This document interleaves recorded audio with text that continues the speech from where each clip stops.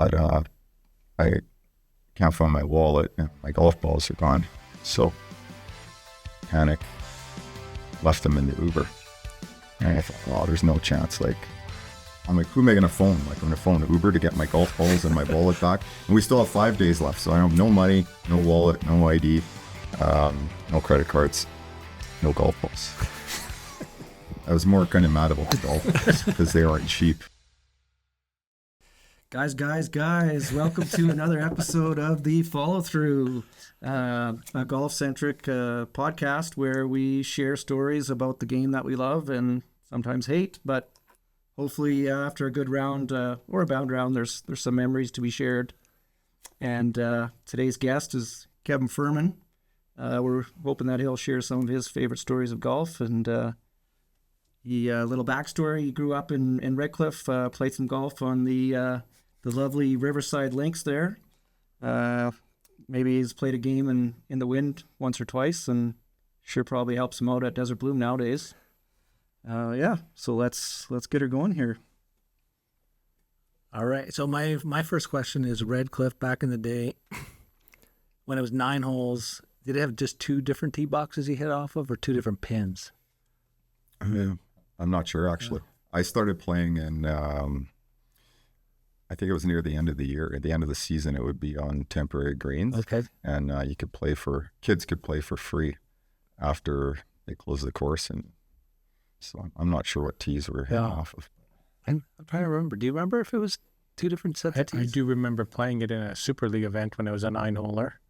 I remember it was the first time in my life I can recall that what chapstick should have been used for, because I had no lips left for a week after playing 9 holes or an 18 hole tournament or day, 9 holes twice, and my lips were non-existent. They were just chapped for about a week, and I thought, I think that's what that chapstick stuff would be for. Okay. So we typically have a couple of questions each that we'll lob your way, but then everybody can have a chance to have a chance to answer. So I'm wondering about for you, because like you've got the Bugsy. Sure. Because you play a lot, and I'm wondering what's a perfect day for you on the golf course? Perfect day? Probably a perfect day would be to break 80 on Desert Bloom. So that hasn't happened yet. How close? 80. 80. Yeah. 80 this year, but if I keep it 85 and under, that's good. Over 90, it's not usually a good day, but there's quite a few of those days this year so far. Yeah. That's good. When you were shooting 80, did you go into 18 like knowing the number that you're at? Not really. No, I just knew that I was playing well, and I think at one point everyone in the group, actually, I was playing with you. Yeah. Yeah, and you were playing well that day too, and so we just kind of I think avoided the conversations, and then afterwards Timmy came up to me and said, "Do you want to know?" And I'm like, "Well, yeah, the game's over. Like, I want to know." So he goes, "What's your guess?" And I'm like, I don't know. And he said 80. So I was hoping it was 79, then I could play more next year, but no. I kind of set that goal that if I don't break 80 this year, I might pack it in, but You're done. Yeah, might. Will you stay like true to that? I don't know. We'll see. What I should do is actually track my rounds and was it a fun round or was it not fun? And then maybe like a 60-40 ratio or 50-50. It's fun, not fun. Yeah. This seems like a lot like the scale of 7 that you once went with that I heard last year. That's a completely different story. That is, yeah. You didn't like the scale out of 10. So you finished 80. How many shoulda, coulda, wouldas? I think 5 out of the first 6 holes I 3-putted. Really? Yeah. Wow. So it could have been really good. Just little yips on the putting, but it's kind of That's my game. It's going to happen for you. Yeah. But the next round was 97. So Well, that's an Olin though. That's an Oilers. good. fan. Good. Yeah. Good round, bad round. Yeah. What did you shoot on the 18th hole? Do you remember that? I think it was bogey. So many times, like I'll do the math in my head going up to 18 tee box. I'm like, don't do it. And then, you know, I've been 2 under on the back 9 going into 18 and doubled it to finish even. So, like on that 9, but yeah, I try not to do the mental math, but Try not to mention it yeah, or have someone in the group mention it. yeah. As a kid at Connaught, I can remember being like 6 over after 12 and going, if I just go 5 under in the last 6. Because realistic Clearly gonna happen. Can I ask Kevin an unrelated question? Well, it's a golf-related question, but nobody knows who Kevin from anybody else, even us. I guess we don't know. Nobody really knows us either. But if I think about what I know about Kevin, you know, I met Kevin as a teenager. He was about the same size as he is now. He was muscle-bound, a V-back. He clearly looked different than all of the rest of the people who were 13 to 15 years old. And he played on my hockey team and my rep hockey team and my rep baseball team. And again, he just looked like a bodybuilder. And when you have that image, and then later on in life, the only thing you really know about him is that he's a professional bodybuilder and he's a jailer. All of a sudden, I see you at the golf course a couple of years ago, and golf has bitten you. So when you think about, that's the image of what others may see of you. And here you are in your 50s, and you are a professional bodybuilder turned professional recreational golfer. No, let's clarify, not professional. I went to nationals and I lost to the person that got his pro card, Ron Partlow, in the overalls. So missed by one spot. One spot. Yeah. But for the purposes of a downstairs podcast, definitely professional bodybuilder. Yeah, no, I can't own that. You can't. So how does like you walk out, when you walked into the golf course, you look different than the average golfer than walks in there. But golf has this way of making everybody unequal based on score. For you, was that a difference knowing you were in complete command? You were one spot away from being a professional, nationally ranked bodybuilder, and now different scorecard when you walk onto a golf course. Yeah, I mean, I don't really think about that at all. I don't think about past achievements or accomplishments, especially that, because I didn't really consider myself a great bodybuilder. Would I consider myself an average golfer? I don't know. I'm below average. The average golfer is 18 handicap, I think. So you're below average handicap. Yeah. In a good way. Above average. Above average. Below in a good way. Yeah. Everything's backwards in golf. No, I don't know. I don't really think about bodybuilding anymore. No. Yeah, it's in the past, but Like before so how long you been a member at Desert Bloom now? Good question. 5 years? Yeah, I would have guessed 5 years. So how many rounds of golf were you playing prior to that? I quit for 10 years, completely.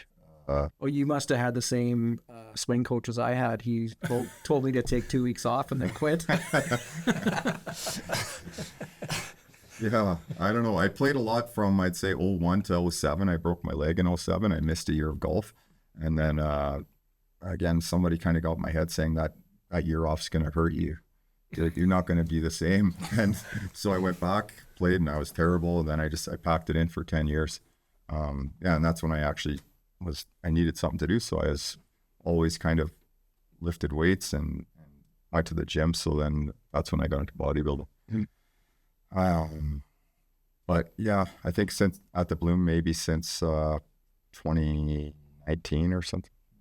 So like, I mean, how many rounds do you get in a year? Oh, round 80 out rounds a year. Yeah. Like, if you weren't playing 80 rounds of golf, what would you be doing?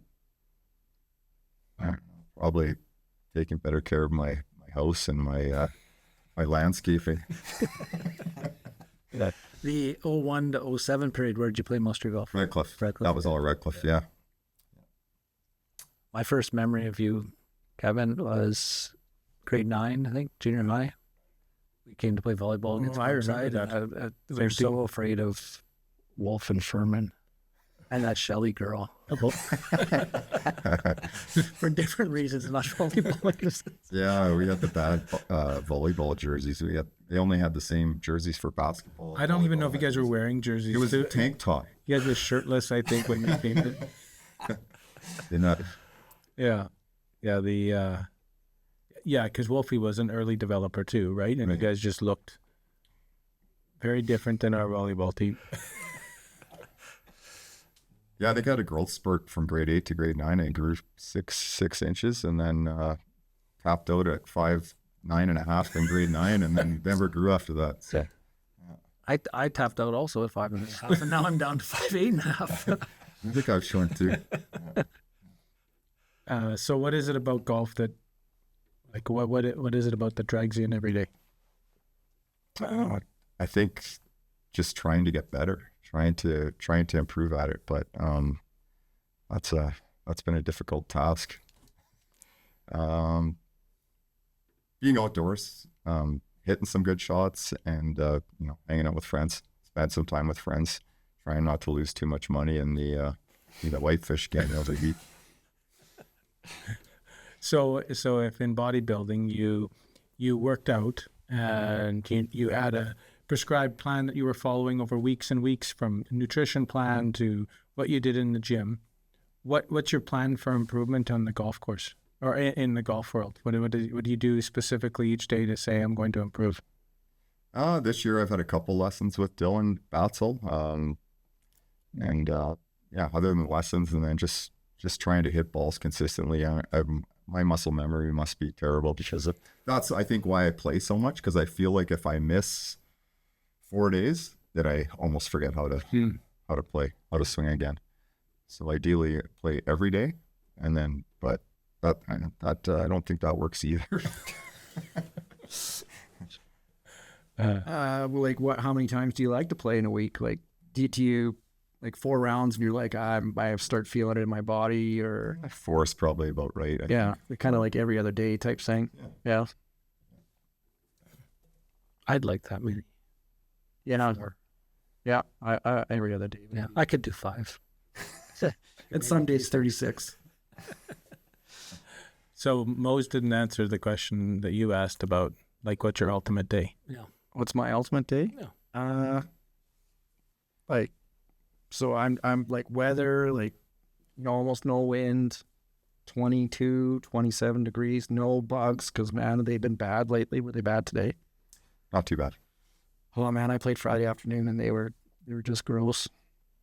I don't even need to shoot like a really low round to have it like be a good day. I just want to have a few shots where I'm like, man, that was for me. For me, that was a really good shot. Mm-hmm. And I fortunate that most of my rounds I do have some really good shots and probably some really bad ones as well. And then hopefully lots of laughs and something that in the dead of winter, when you're wondering why we're living here and whatnot, and you think back of, because those beautiful days in the summer when you're playing some golf. That's why we tough it out here. And some good memories. Obviously some good memories. Yeah, some good If stories. anybody could ever go in all 3 bunkers on 14. That would be a good. I was with somebody this year who almost did it again. Diz. Diz, yeah. Yeah, he got 2 out of 3. You called the SP. SP at all 3 bunkers on 14 one time. Oh, Yeah. Corey, what's your ultimate? right. I think I heard that story. Yeah. What's your ultimate? Playing early because there's nobody out there, and it's really calm. The temperature, it's still like it's one of those warm mornings because I'm in shorts and I'm in shirt sleeves early. Shorts that you tailored yourself. Yeah, yeah. They flare a little bit, but otherwise they look sharp. Don't look at the hem job.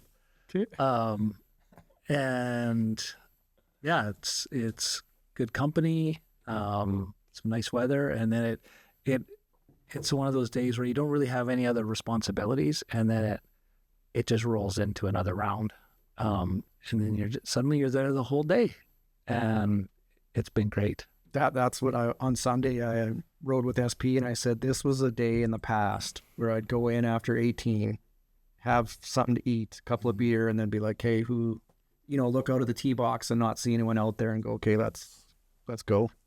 Well, I got our 50th birthday. That was kind of one of those days because golf had just come back, right? We only been playing for about a month because it was COVID. And then you and I played with the boys in the morning. It was just a perfect morning, and then that rolled into a large group of people into the afternoon. That was a really good day. Yeah. That was a good memory. It's a great memory, yeah. Except I was 50. I didn't shoot 50, but Yeah. Bart's? Yeah, mine would be 36 holes, preferably outside of town, so on a trip or not in our city, with 8 or 12 people that you're close to, and it doesn't even have to be great weather. I don't know that weather. It's nice for sure. I would say morning would be more critical for me than afternoon. That the morning started out that way. That there was some kind of scramble or some kind of event where you were a team game somewhere in the afternoon and of some sort, and very much that there's no responsibility outside of that. That whenever you fell asleep that night, which may be at the golf course, right? Like there was no need that you had to leave other than they're kicking you off the golf course, that the course is shutting down, and that when you're there, for whatever reason, nobody else is at the golf course. Like you just have the golf course to yourself, that no one's pushing from behind. You're not worried. No one's waiting for you in the clubhouse to turn in your card. No, not like that would even be better. So yeah, all of those are the things I would want for a perfect day of golf. On Sunday, so yesterday I played 18 in the morning, and then me and Aaron went and played 9 holes at the Hat in the evening. Gross wind and slow. The round still took us, or the 9 took us 2 hours, so it really wasn't that bad, but we waited every single shot. And I've all year I've said to her, this is why sim golf is better. And sim golf is better. And there's no waiting in sim golf. You're not outside, that's the big downfall, but not waiting that's huge. Yeah. They do some private courses, do they 30-minute between? I kind of roll. Yeah.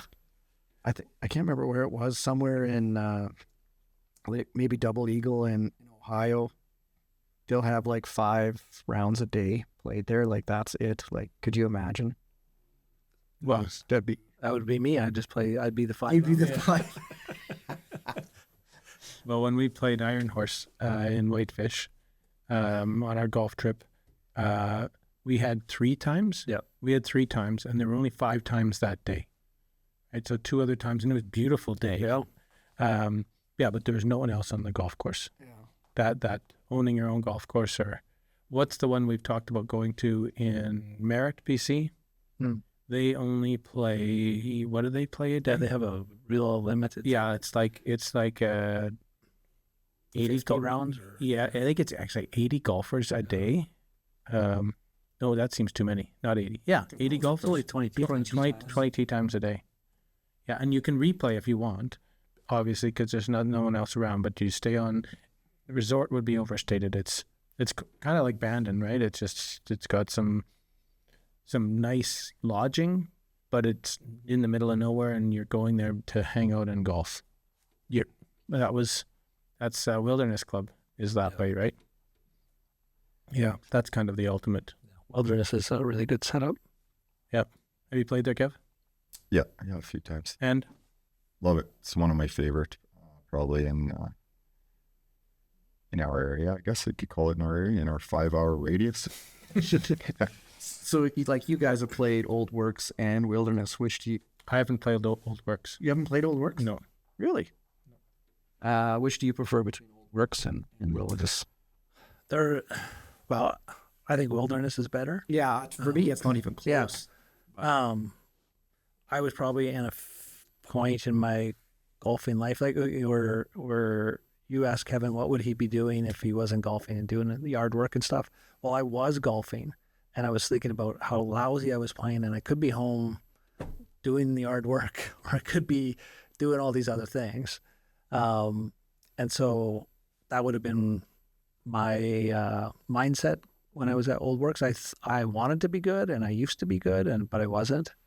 So the only thing for me at Old Works is I'd like to go back to have a redo now that I can golf again, and see if I can manage that course, because I didn't. Yeah. Cove Club, formerly Cabo del Sol Ocean Course, is like that, where we were the only ones on that course. Because I think they only have, or at the time they had 50 members. And that one's like right on the ocean too, and Yeah. That's the best course you've ever played? That, and then Cavera probably number 2. That's in Cabo as well. Yeah.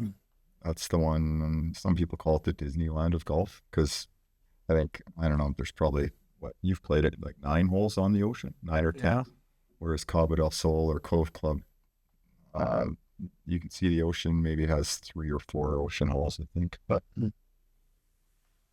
if you could choose to play any golf course over and over again, where would you play? Cove Club, or formerly Cabo del Sol, Cabo San Lucas. Is that because you get to stay in Mexico the whole time? Or Well, part of that, yeah, Mexico, they have comfort stations there. So Like every 3 different comfort stations where any kind of food you can imagine, like shrimp tacos, hot dogs, quesadillas, and any drink you want. Or you can choose healthy too. They'll make you like a protein smoothie, or it's amazing how you get treated there. That's a private club. It was. I researched it lately. I think you can play it now. Yeah. But yeah, before you had to play with a member, but I think you might be able to play it now, but for a hefty price. Yep. It is a hefty price. I think so. Yeah, I think it's probably $375 US or something. I'm not sure though. So I'd asked you, bring your favorite story to the pod for us that you could share with us. What would that be? Well, I have 2. One's relatively short and easy, and then the other one's a little more detailed and entertaining. Which one do you want? Both? Yeah. Set the bar low and then Okay. wow us with the second one. Well, maybe it's not that entertaining, but so the first one is just a kind of I think it exemplifies my golf game, where I can be streaky and have moments of brilliance, and then just the next few holes can be like, does that guy even play the game? Like, so yeah, it was Redcliff. It would have been 2005 or so. Terrible front 9. Shot 53 on the front 9. Considered actually just going home, grabbing a bite and maybe going home, but it was a beautiful day, and toughed it out, and was even on the back 9 coming down 18. So on 18 at Redcliff, you guys are familiar, I hit a pretty good drive, but I'm in the trees on the right. I don't have a swing. Well, I have a swing, but it's got to be like a low kind of punch shot. So put it back in my stance, punch it out, goes to about 5 feet, make the putt. So Broke par. yeah, so I shot 34 on the back 9, 53 on pressure.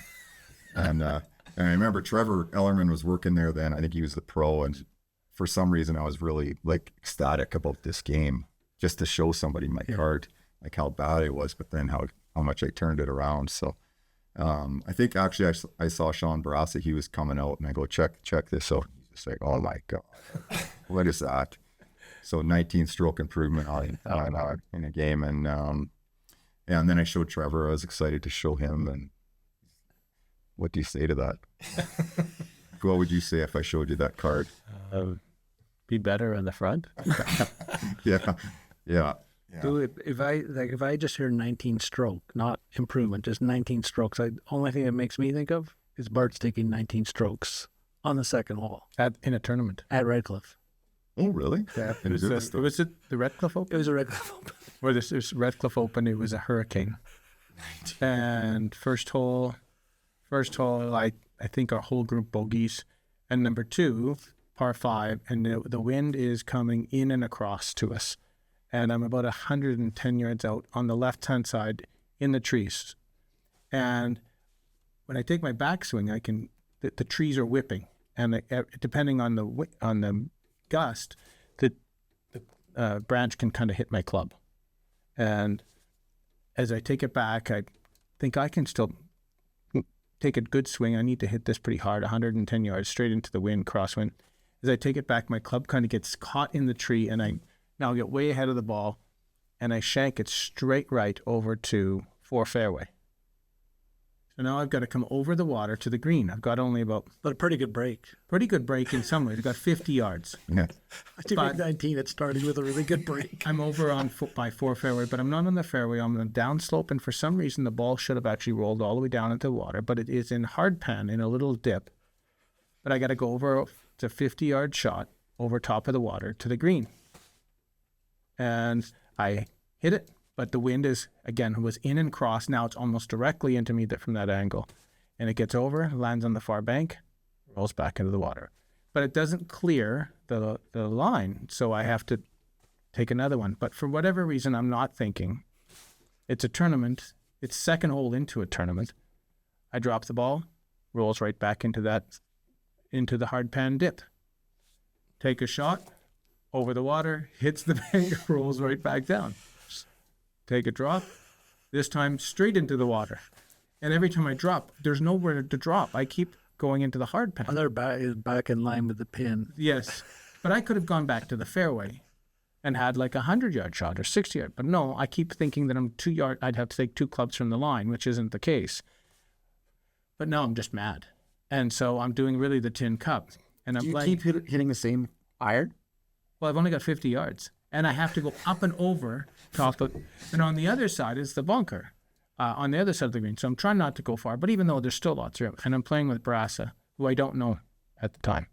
So it's Brassa, Grant Shaber, I don't remember the other guy, and me. And at some point, I get the ball over. I land on a tuft of grass instead of down into the hard pan. I get it over, and I take a 19. But nobody's talking. Like, nobody in our group is speaking. It's too, and you can't talk anyway because the wind is blowing so hard you can't hear anybody. And I proceed to play number 3. I birdie 4, 5, and number 6. But again, it's a miserable day. But no one has spoken to me yet, and I haven't spoken to anybody. And I finish number 6, and I just yell out, 19. And they're all looking to each other, and I just said, I had a 19 on number 2. So, to make a long story short, it's the championship flight. And I'm 14 over par, number 2 alone, and I think I bogeyed number 1. So I am 15 over par, and I finish, I think, 88 in a hurricane, 88 or 89. You broke 90, I know that. Broke 90, and I beat 3 guys in the championship flight. Oh, that's awesome. No, 19 is a high. No. And that was my introduction to Brass. I don't think I knew Brass really before that. I knew who he was, but he was with me. Well, that you'll never forget. First time you met. Memorable team. Yeah, 19. That's a big. I've like many times I'll be 10 better on the back than the front at Desert Bloom, and then the year after that, all of a sudden it was the other way around, where I'd be 10 better on the front than the back for some reason. Like, it was weird how it flipped like that from year to year, but. My biggest hole like that was I was in a assistance tournament at Shawnee Slopes, and we played reverse 9s, and I parred 10 through 18. I was even through nine pars. Were we? Shawnee Slopes. Oh, I thought that was Kevin's other stage name. Keep going. And get around to number 1, and there's like a lots of open grass on the left, and then down the corner is like a condo or some sort of thing. And hit my drive down the left side, and it goes like 3 yards into the rough. And the guy I'm with says, "Oh, you got to re-tee." Like, what are you talking about? I'm just in the rough. Like, he goes, "No, they made that out of bounds." Like, what?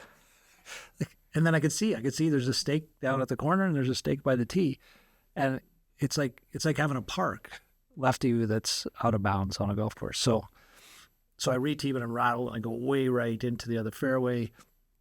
So I'm 3 there. I had 4 back, and it comes way over. Now I'm by the fence that's by this condo, and I'm sitting 4 there, and I'm up against the fence, and I've got no shot. I can only go left-handed, and so I turn my sandwich upside down, take a couple practice swings, and I hit it, and I get it. And there's a tree about 3 yards in front of me that's this big, and it hits the tree, and it goes up over my head, over the fence, and out of bounds. And now I really do have to drop in the same spot because it's not a hazard. Mm-hmm. So I drop there, and all of this turns into a 10. So I go even through 9 and 10 to start. 6 over through 10. Yeah, Torgy and I talked about that a bit on the course today. I think some players, especially players of maybe the 10 to 15 handicap, they're reluctant to play in a club championship now because they don't want to put up a big number. And that's one of the reasons I probably would. Like Redcliff, I played in club championships because I'm probably not going to put up a big number there. But at Desert Bloom, I think. But you can. Well, you can. I know. I'm capable. Yeah. But less likely than Desert Bloom.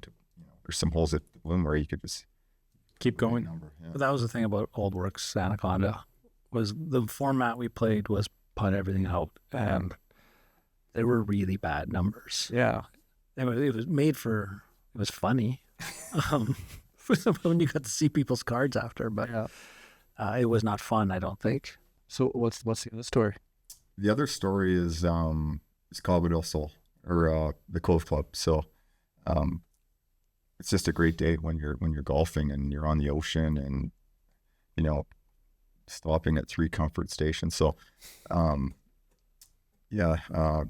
the golf wasn't great, I would say, but again, a few really good shots during the 18 holes, and then some good cocktails, some good shrimp tacos on the course, and then back to I'm not going to say his name, but back to my friends that got us on the course. He lives next door, or he did at the time. He's since passed away. Toby Keith is his next door neighbor, so we got to see his house, and then so it was a great day on the golf course. And then post round was where the fun kind of started. So we went back to his house, saw Toby Keith's house, and then his wife was there. And every time I looked down, my glass of wine was full for some reason. So I'm like, I thought I was having some of that, but she just was such a great host that it was always full. So have way too much wine, and they call us an Uber in Cabo. Uber comes, gets us, get back to the resort. Oh, sorry, back it up. I bought a dozen golf balls from Cabo del Sol, and I think I lost 3. So I still had whatever, 9 balls in the box in the Uber. And obviously most of the Uber drivers there are Spanish, or speak Spanish. But get back to the resort, and we're gonna shower and hit downtown Cabo. But I can't find my wallet, and my golf balls are gone. So panic, left them in the Uber. And I thought, oh, there's no chance. Like, I'm like, who am I going to phone? Like, I'm going to phone Uber to get my golf balls and my wallet back. And we still have 5 days left. So I have no money, no wallet, no ID, no credit cards, no golf balls. I was more kind of mad about the golf balls because they aren't cheap. And I can replace my wallet, but I can't get those golf balls back. So yeah, I'm bitter. But we still go downtown, and we're downtown. It's starting to get late, and my phone rings. Or early. Yeah, well, no, it wasn't that. It was probably 10:30, 11 at night. My phone rings. It's like, is this Kevin Fuhrmann? Yes, it is. He goes, well, I have your wallet. I'm like, what about my golf balls? And he says, no, just your wallet. And I said, well, who is this? And he's, it's your Uber driver. And I'm like, but you're speaking English. And he said, you didn't talk to me the whole trip. You didn't talk to me. How would you know if I'm, he goes, I'm from New York. So anyways, he says, meet me in this, behind this restaurant and I'll give you your wallet. So at this time I'm thinking, well, I don't know, this is a setup. Someone else has my wallet and I'm going to meet somebody like, but yeah, sure enough, I borrowed, I think 500 pesos from a buddy. And I said, if this is legit, I want to pay the guy for being honest and bring back my wallet. And so yeah, meet him in this back alley. Actually, there's more to it. I had a bodyguard with me.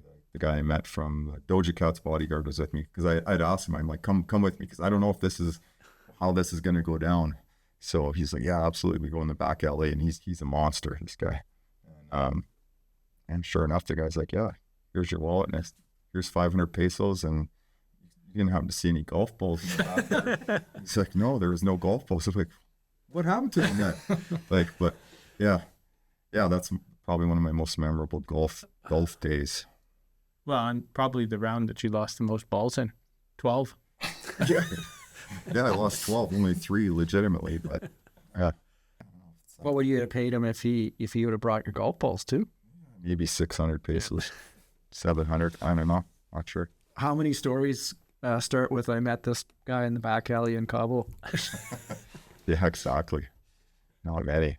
I was just shocked that he could speak English so well because most of them, like the Uber and cab drivers down there, there's pretty bad language.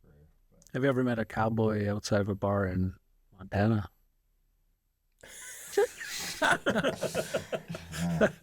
You weren't golfing that weekend, were you? No, we did golf. Yeah, yeah, we played Whitefish Lake North Course. Yeah, I should have just stayed at the course and not. I was going to say, because in that whole story, I don't remember anything about golf. The other part was just too captivating. Yeah, That one needs to be written down. I can't be shared with the imitators, but it needs to be written down. I don't think I know the story. it's a little bit traumatizing. It's doing For who? everyone involved. Yeah. For me mainly. But. So what would this year, besides one of your goals would be not to quit golf by the end of the year, right? Yeah. So, what are some of the benchmarks you've set to make that happen? So you've got a couple of lessons, like knowing that you really don't want to quit. What are the things besides a couple of lessons? Like you're saying, here's the things I'm gonna make sure I do to make sure. Like what we had for example, I won't say his name either, but it was a member at Connaught for a long time, and he was a fairly athletic guy, really strong, and he loved the game. And for 2 or 3 years, he just was not getting any better, and so he switched to left-handed because he was tired of being the same golfer all the time, and he hit range balls like crazy. You know who I'm talking about? No, Keith Jones. Oh yeah. He was the superintendent of schools for Prairie Rose at the time, and loved the game. So then he switched to left-handed, and he gave it a real honest effort because he wanted to get better at golf. And so he spent an entire season hitting range balls and golfing every day. And then the next year he went back to right. So he had obviously some benchmarks that were score related or getting better, improvement pieces, so much so that he was willing to re-equip himself with left-handed clubs and go through what that would look like to be opposite-handed for a whole season, and then switch back. He did not care about what anybody else said about him, but that was what he was determined to do to get better. So for you, what would that look like? That's a tough question. I don't know. How about I pose a question to you? So say I. Oh, you're answering a question with a question. Clever, Kevin. Is this what you do? Because I want to know. I just want to know what the consensus of the group would be. So say I I practice 3 days a week. I get 2 lessons a week. And I just grind. Like I'm practicing, I'm doing everything I can to get better, but I don't get better. Yeah. And then I play 90 rounds. And then, you know, people are like, that guy, he's out here all the time, but he just can't get better. Yeah. Like, then what would you guys say? What do you think? Because then you're almost seeing, like, for me, it's like a fear of failure. Sure. Right. So I'm pretty competitive in other things. Like, the competitiveness in me has diminished kind of, but with golf, I obviously want to get better, but Yeah. there's also the fear that maybe I'm not going to get better. So if you quit, you're guaranteed that you're not going to get better. And just think about that round in Redcliff when you were going to go home after 9 holes. Yeah. And you didn't. And then what happened? You buy 50-50 tickets. Sometimes. Is there ever a time you said, I'm never buying them again? Probably not. I've said it in a group chat many times. And then I was the one that, when I got the 3 million, I said, we're in. So your question was, at what point do you say it? Do you? Yeah, I guess, I don't know. Are people concerned, like, would our golf group be like, man, that guy, like, Never. Yeah. You know, like, honestly, yeah. Like, As I was listening to you talk about that, that guy is not getting any better. Like that notion of fear, whether it's internal or external, that's probably part of what's holding you back from your goal, I would say. And so for me, it's a reframing. It's a reframing thing, because you're going to break 80. I believe I've played with you enough, and I've seen you hit enough good shots. You were just about to say chips, but you pulled that back. Didn't you? No, I think you're a good putter. I think all of those things are going to come together for you one day. It's going to happen. The part that I admire about your game, Kevin, is you probably have got the matrix that I keep track of who's played with who for the weekend group to make sure everybody trying to get it distributed. If I were to just keep track of Kevin Fuhrmann, I'd have a line for Kevin Fuhrmann, and I'd have a line of like 60 different people, because you play with more people than I think the 3 of us combined. Like outside of our group. Yeah, in our group. outside of our group, for sure. You have the most eclectic group of people, and I admire that because like that's probably, I don't know, I wouldn't say a fear of mine. I'm not afraid to golf with anybody, and I'm not saying that like a. He's not afraid to take on anybody. Yeah. What's the course record? But most of us kind of keep it safe and keep it within our group, and you don't do that. So we've been promising a little golf camp thing for people for a long time. You have. But I think that would be my advice, is just leave that fear at the door and play your game and enjoy playing with people. And you're going to get to the end one day and somebody's going to add it up and go, and it isn't going to be 79. No. I guarantee you, you're not going to shoot 79 first. Yeah. You're going to shoot 77 or 76. It's just going to be some stupid number. Like, that was Dortz, right? Mm-hmm. Dortz, I don't think he'd ever broken par, and he shoots 67, right? Like, or Lonnie. Yeah. Lonnie last year shoots 73 on the golf trip. At Wilderness. At Wilderness, yeah.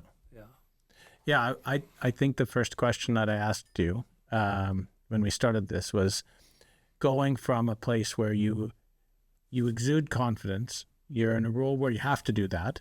You've lived a life where that's, and then golf has this way of, and it doesn't seem to impact you at all, right? Like, you may have said that at what point are people looking at me, but I'm in Corey's line of thinking, I don't see that at all. You walk into the golf course every single time.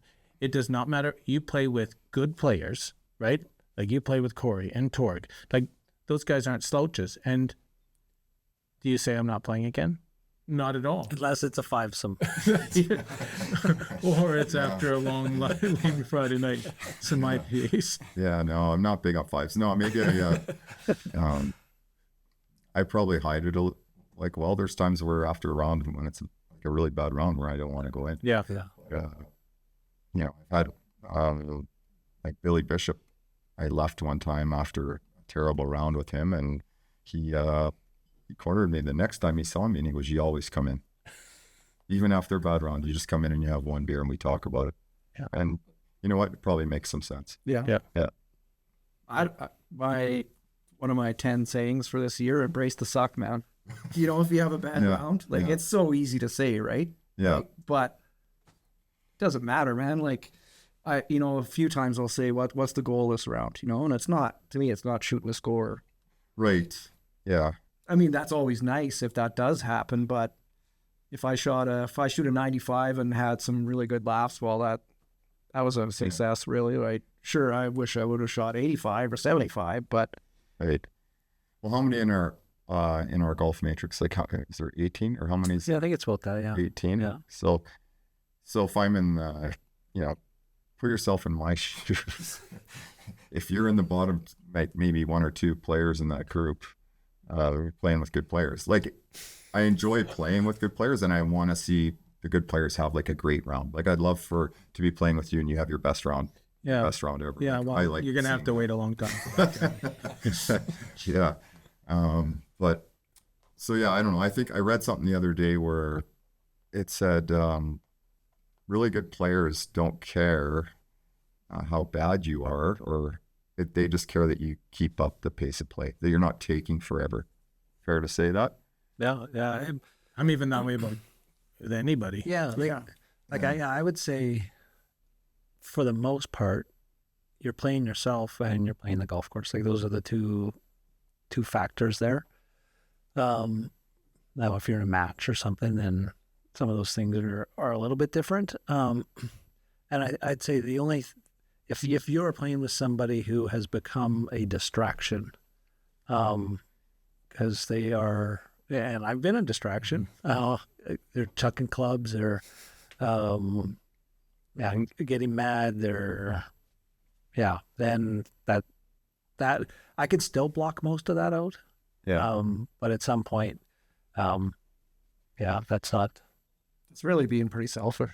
Right? Like, don't you think? Like, if you are like, If I'm golf golfing, allowed you to think about it that long in the moment, like you just have so much time, right? It's different than a shift in hockey or football, right? Where you have no choice because someone's smashing you in the head.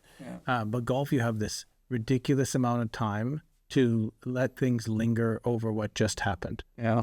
And then you got to do it again because you're probably in a worse spot that you were beforehand. So I'm going to smash you in the head. That's right. I just listened to a podcast. I don't remember who the name of the guy. He's kind of a sports psychologist, but different. Yeah, and he works with Mark Cavendish, the cyclist, and really trying to help him through all of his mental health issues. That feeling like he's never good enough. He was, prior to this Tour de France, the most wins ever, tied with Eddie Merckx, most stage wins ever, and he's not good enough to do it. And he's had to bring Cav, that's what they call him, and his wife and the daughter in on all of it, on how to manage his Expectations. Oh, and he said, the guy said a really interesting thing about self-regulation, that the highest performers are the best at self-regulating, that they are to the point where it's not only, they don't even just regulate their emotions, they can see instantly whatever they're doing, however they're being, the impact that that's having on the other people around them. And they Control get that. instant feedback. They can tell by one little piece of body language or something. They go, oops, I am crossing a line. I need to shift gears. Where most of us, especially if you're in a heated moment, you are oblivious to what you are doing to other people. I'm not sure why I've gone down this tangent. Maybe it's something I aspired to doing. I don't know. I think like that guy. So he's one of the best ever to do it. Mm-hmm. if he didn't feel that way, that he wasn't good enough, would he have pushed himself that hard? Like that probably to me was a benefit to him. Like it helped him. They talked about that too.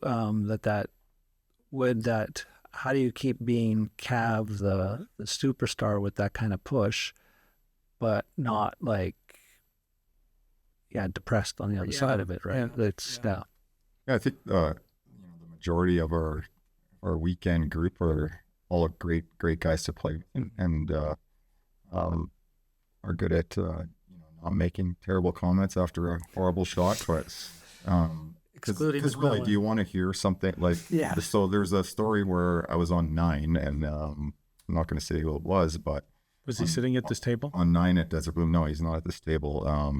Darren McMillan. Yeah.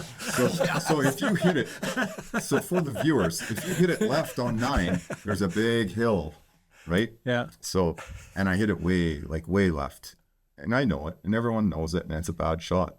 And McMillan says, "Looks like we're going mountain climbing now." This is what you want to hear, right? Like. I've hit it so far left up there where I actually like it was flat. I was up top that it was flat. It's beautiful, and I had a nice like they should put a tee box up in it. It was a nice shot, elevated tee down to the green. Yeah, another guy in our group who's mid-handicapper, and I had always noticed over the last several years hitting range balls. So not necessarily playing lots of rounds of golf, but hitting range balls. And so I was talking to them a few weeks ago, and I said, "Like you've been hitting lots of range balls." Oh yeah. And I said, "Oh, you're doing lots of practice." "Well, no."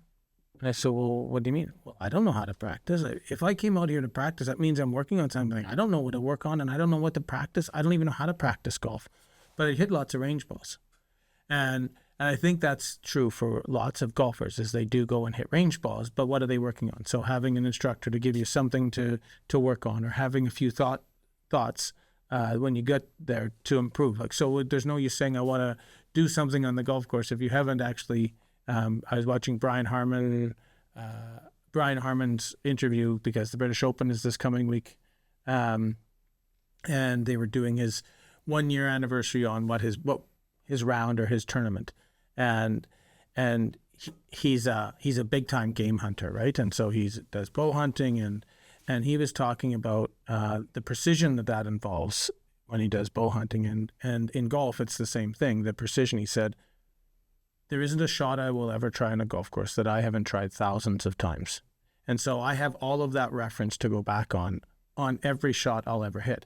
And if there's a shot that I don't have, I'll have to only hit one of the shots I've hit before, because I'm not going to go out there and do something I haven't done. Recreational golfers, or all of us, we are trying shots that we've never hit before all the time, because we don't even know what the shot is that we're trying to hit. So I think as a part of game improvement is knowing what you're practicing, that you're trying to get better at, and then being able to follow through that. And it's hard for 4 hours, like 3 holes, try that for 3 holes. Versus 18 holes, trying to do that, and that's a really hard thing to do. So you brought something here, Kev. Pro golf. Yeah, this is just a little golf board game. I don't know. I found it in a store in Calgary. I think it was a game store called the Century Box. So you can play it solitaire, or you can play it in a group. It's Pebble Beach. I think is that Nicholas or Crenshaw? That looks like Johnny Miller. Johnny Miller, maybe? I'm not sure who that is. Hal Sutton. I think it's from 1987? Is that the year it was? I searched it up because I actually thought I had lost this in my move. I thought maybe in an Uber or something. So I wanted, yeah. So, have you ever wondered how the game of professional golf is really played? Yes. yes, yeah. I could see how you were sold. Yeah, no, it's fun. It's a fun game. So I was going to share a story about it. That's kind of why. So I think most of the rounds, like if you look through the scorecards, it's basically Todd Smith and myself. So, and actually Smitty's got the course record there with somebody. I think it was, who is it? Maggart. Shot 61. He's right there. Oh, Maggart. Course record 61. Did you ever have 19 stroke difference between front and back? No, this game's pretty consistent. These guys are pros. What if we could make our own carts? Yeah, no, we probably could, but so you basically, yeah, it just comes down to you roll 2 dice and you take the low number first. So this is 56. You use a corresponding, like whether it's a drive, a short iron, or whatever. Obviously, you need to roll higher numbers. Higher numbers are the best. So that was a pretty good one then. 56 would have been really good, yeah. So we're in Bridgeland in Calgary. Todd Smith and I are 24 years old, I think. Well, this clearly is a young man's game because my arms are not long enough. I know, yeah. I need my glasses now to play this game.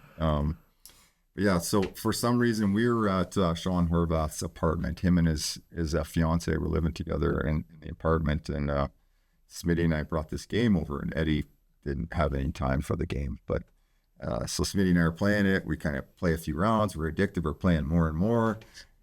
Eddie goes, well, he's like, I'm going to bed. So Smitty and I are addicted to the game. We keep playing, and probably at about 1 o'clock in the morning, Eddie comes out and he's like, can you guys go somewhere else quick? Like, they're keeping me up. Because we're cheering and like rolling the dice, and Smitty's like, Eddie, are the dice really that loud? He goes, we'll roll them on the couch. Like, we'll roll them on the couch. What is that SLSR? What do those mean? So that's that would be like, you have to look in the book. Oh. So None of us can look. SL would be let's see here.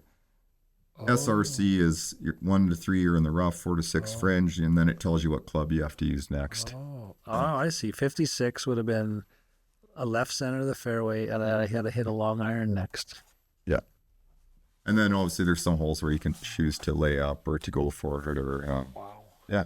Were you in during Smitty's course record setting round? Yeah.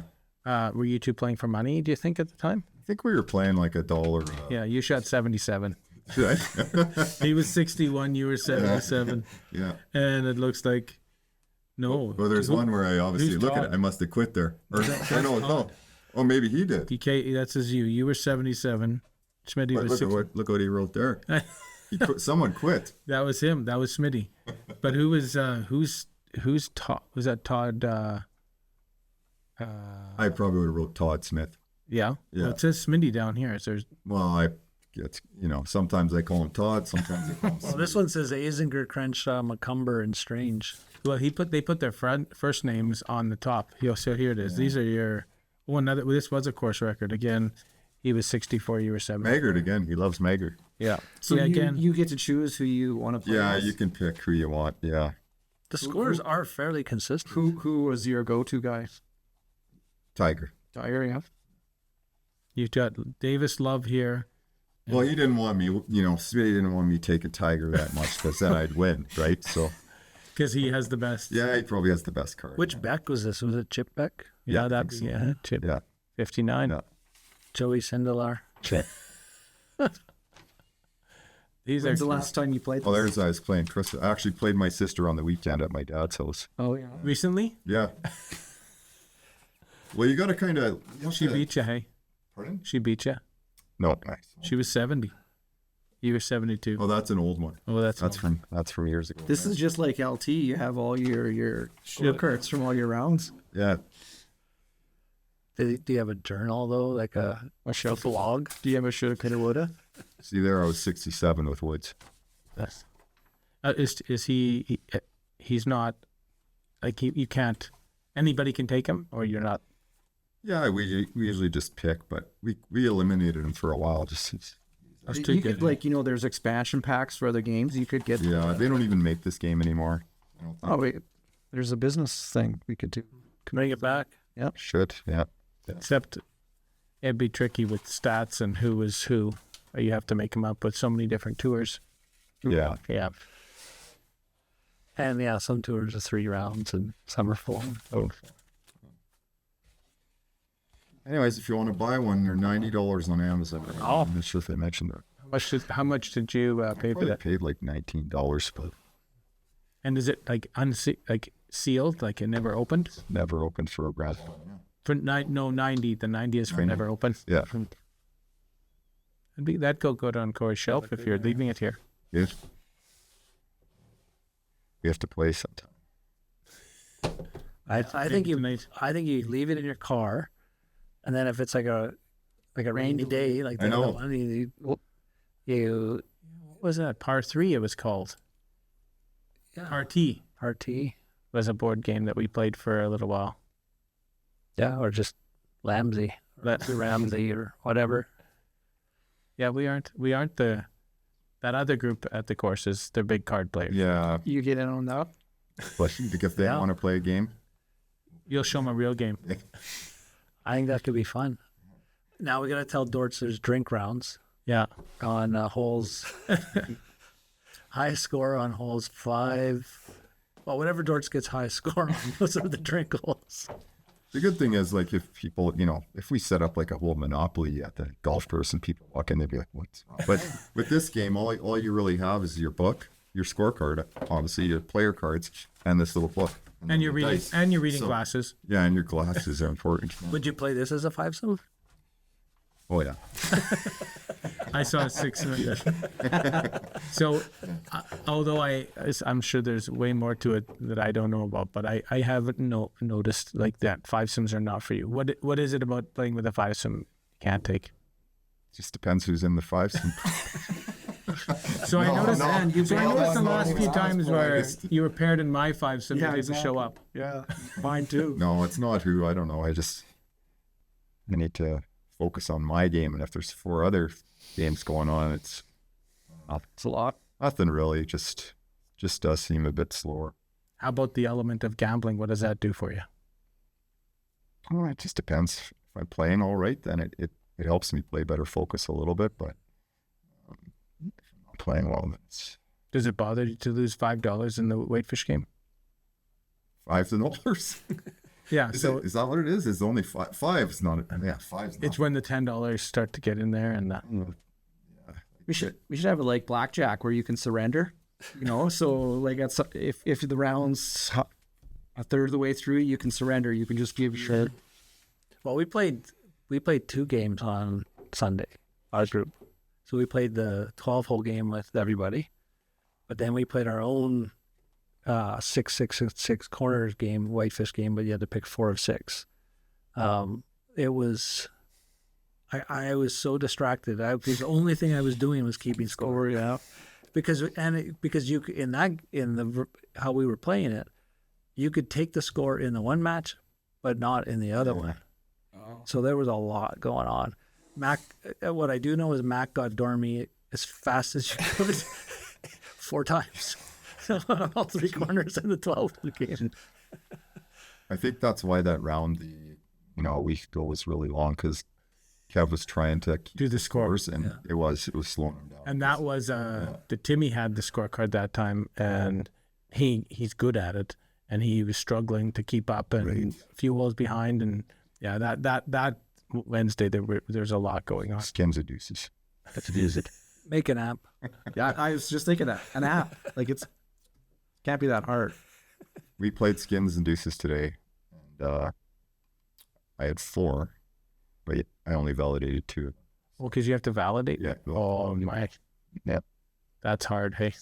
It is, yeah. Like even the good player, like Torgy's, like a 1 or scratch +1 maybe. I think he missed validating 2 or 3 skins today. And what were you playing for? 10 for the skins and 5 for deuce spot. So how does that work? You have to win the skin and then you look to see if you validated? Because you wouldn't even know, right? Or is it just your group? It was just our group. We were just 4 guys today. Yeah. And validate is a net par, right? And then par better. Yeah. To have a net, right? It's not the old Connaught Medicine Hat group, right?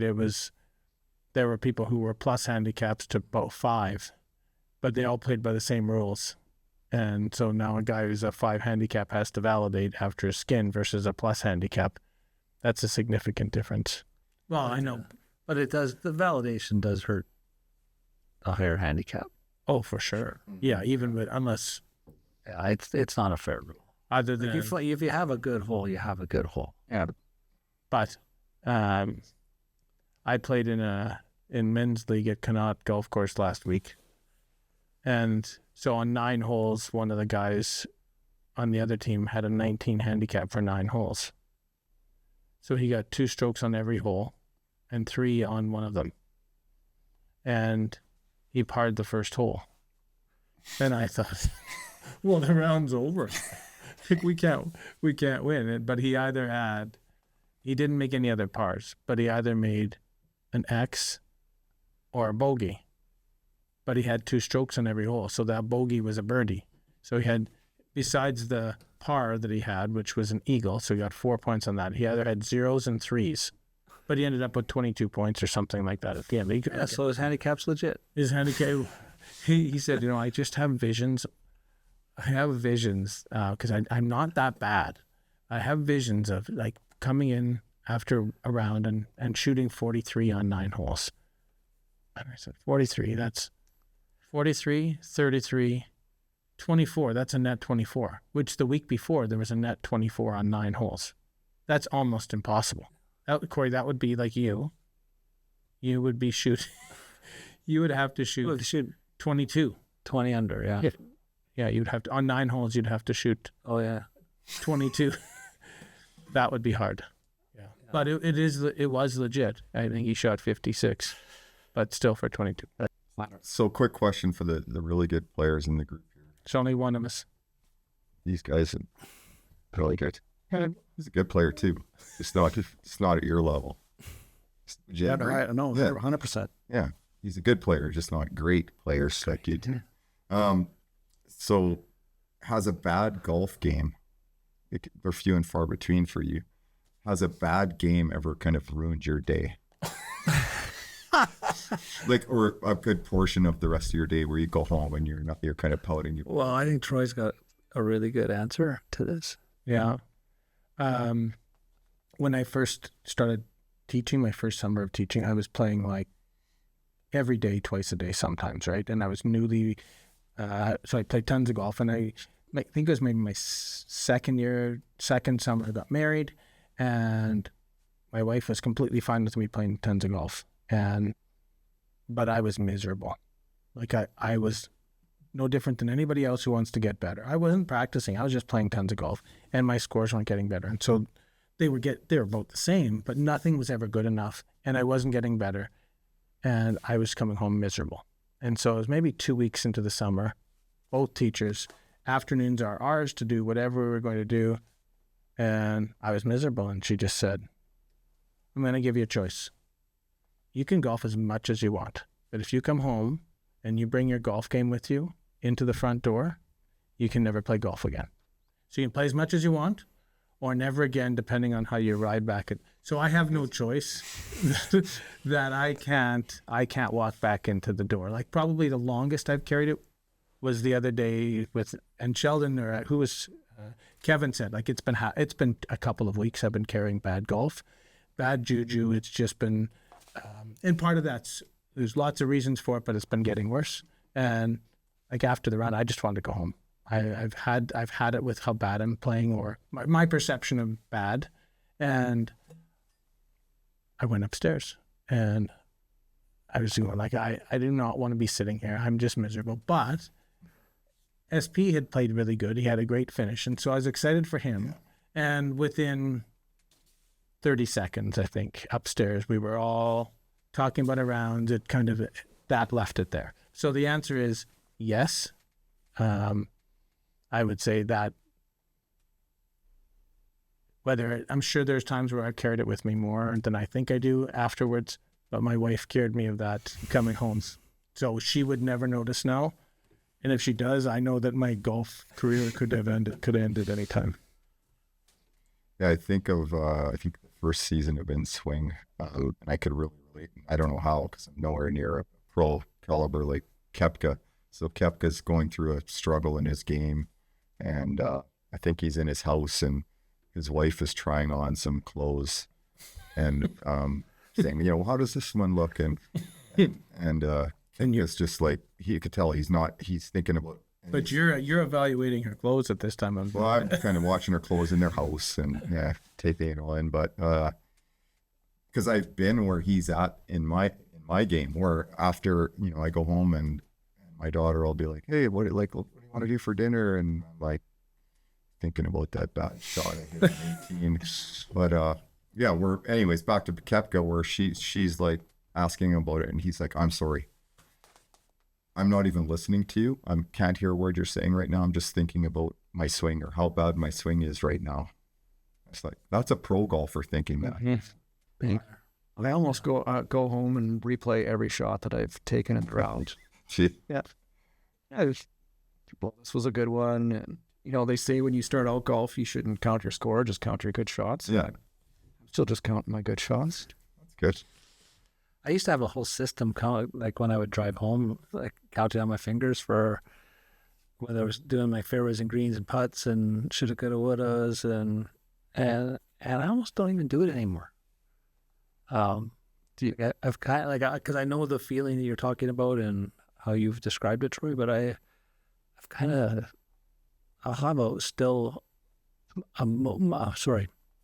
I can have a moment. I stuck my sand wedge in the ground on 7 the other day in the midst of what was an excellent score in the end. But the sand wedge made me really mad at that moment. But after that, I just kind of disassociate from it now. Yeah. Like anyone, they'll never be good enough, right? It'll always be, I could be this much better, right? Like, yeah. You think you ever get to the point where you're like, I'm totally happy with my game.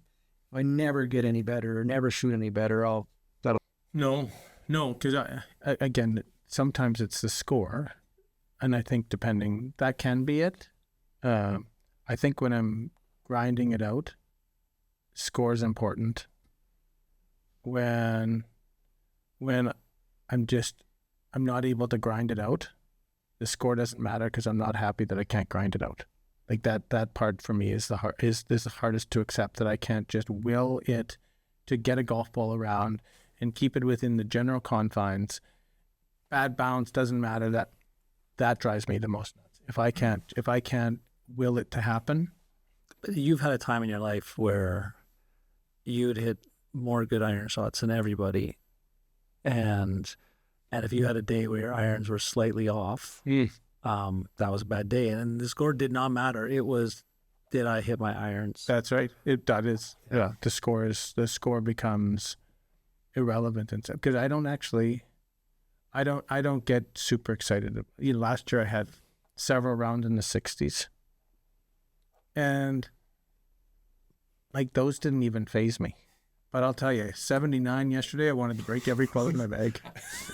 Although I'd say sim golf has really helped on that end of the spectrum of shooting lower. Yeah, you don't care as much. Because you can shoot 7, 8, 9 under par in sim, and you don't get uncomfortable. Yeah. There's nothing to be nervous about. You're not losing 12 balls from Punta Cana. Can you show that on a map? Is there such a place? But I just made that up. Yeah, that's in the Dominican. That's probably where your balls ended up. Yeah, maybe. Yeah. Well, golf's probably it is the only sport I think where, like hockey, you have a bad shift or maybe you screw up, especially for me and my style of play. I can redeem myself the next shift by running someone through the boards. Sure. Or having a big hit. Yeah. But in golf, I got to redeem myself by, I guess you can kind of redeem yourself maybe on a par 5. You hit a bad shot, you hit a really good shot, you can still make a birdie, right? Mm-hmm. But you can't,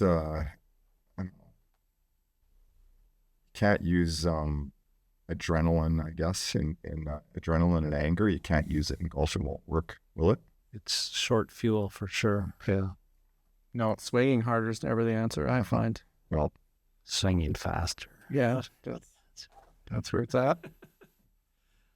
Faster, not harder. What's the slow is smooth and smooth is fast? Have you ever heard that one? Or it's like, it might not be those exact words, but Slow is smoothly. no. Those, yeah. Yes. You're going to get the last word, but can I have one more question? Well, So Kevin, you've golfed with all of those people that Corey described earlier that come from several different groups, different age groups, and socioeconomic backgrounds, histories. If you could, and you don't have to use names or even think about people, but what would be the components of the people you play with that you find most important? components like personality traits. Sure, or, personality traits. It might be physical. It might be something physical about them. It could be anything. What is it that you most? It's such hard questions. Like a nice butt. Like when you're, This is golf just in the mixed two ball, not the mixed two ball. I don't know. I can probably tell you more things I don't like. Sure. I don't like if I'm riding with somebody and they're on their phone all the time. Or they're like, enter your score on your phone if you're doing that, but texting or calling or being preoccupied. Yeah. So I don't like that. Good one. I like listening to music when I golf, but I don't like it really loud music. So I like guys that drive the cart like they actually know what they're doing and know where my ball is. Like, do you like it when guys go straight to their ball first? Like even if they hit it way further? All of that is just makes you sound like more of a jackass. no, I don't like that. That's what you. No, I did not do that. 5 holes in a row last time Corey and I played. It was that. Corey got in the cart. He hits it by me by 50 yards every time, no matter what. And he just drove to his ball, and I was sitting there. I'd get my gloves and I'd walk. Oh, geez, what? I just, yeah, sorry about that. But he did it 5. It was actually number 7. By number 7, I didn't say a word. I just waited till we stopped, got out, and I started walking. He goes, oh, what are you doing over there? And I go, yeah, because like my ball, you keep driving to your ball. So divide by 7. 7's a perfect hole to end this story on. It happened once. So I was on across the fairway. They go, how come you keep walking to your ball? I said, because he keeps driving to it, which isn't typically you. You were. I didn't. Maybe I was keeping score and I didn't see your tee shot. I just assumed. I don't know. Yeah. The one with people on their phone that You're here or you're not. that just happened recently for me, and then I'm like, yeah, come on, man. Yeah, I don't like that. I don't like long stories on the tee box. Oh, For two stories. No, I don't So mind. Bart's in lieu in a group. I don't mind long stories if there's not groups behind us. But if there's a group behind us and you're holding people up, and I don't know, I get anxious. Like, I'm like in my head, I'm not listening to your story, and I'm like, hit the freaking ball, hit the ball. You know what? That would be. I think that's my Achilles heel in golf is feeling this either invisible, perceived or real pressure from behind. Mhm.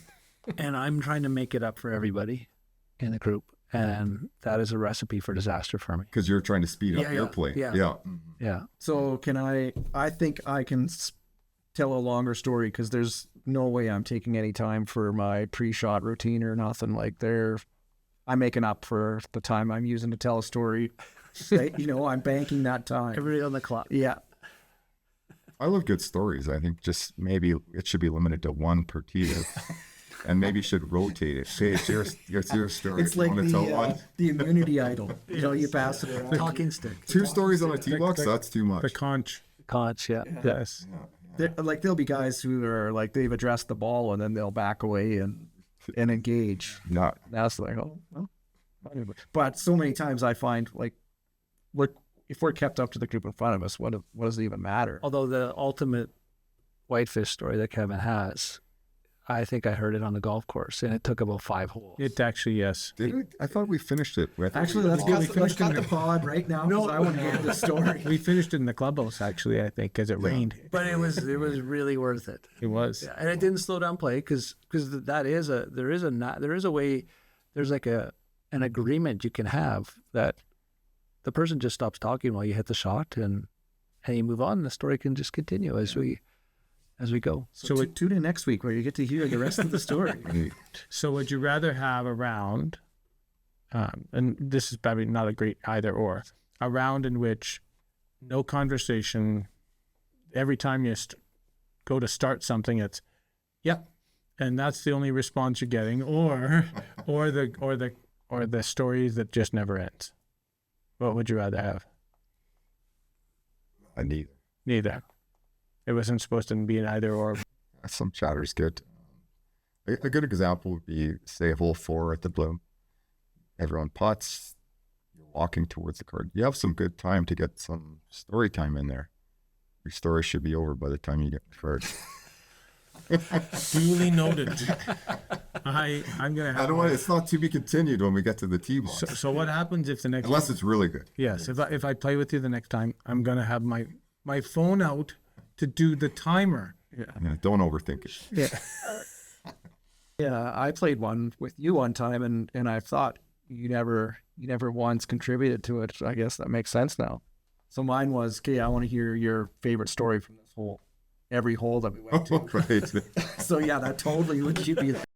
That is the difference team. I know what a torture this man. Is the favorite story from every hole? Yeah, like game with you where it was a favorite story from something. Yeah. No, it's a hole. Yeah.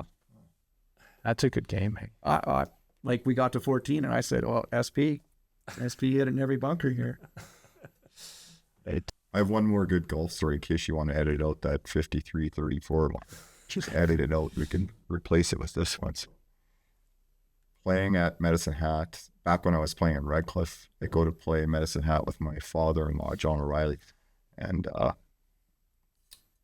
I birdie 1. I par 2. I birdie 3. I par 4. So I'm 2 under through 4. Unheard of for my golf game. Like that's extremely rare. I don't know if that's ever happened.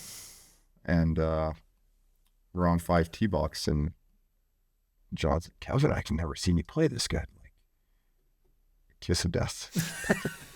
Triple bogey. So I go from 2 under to 1 over in 1 hole. So I just don't say anything. I had to have the chat with him, I think, because, in my friend group, when someone's playing really good, we just kind of don't say anything.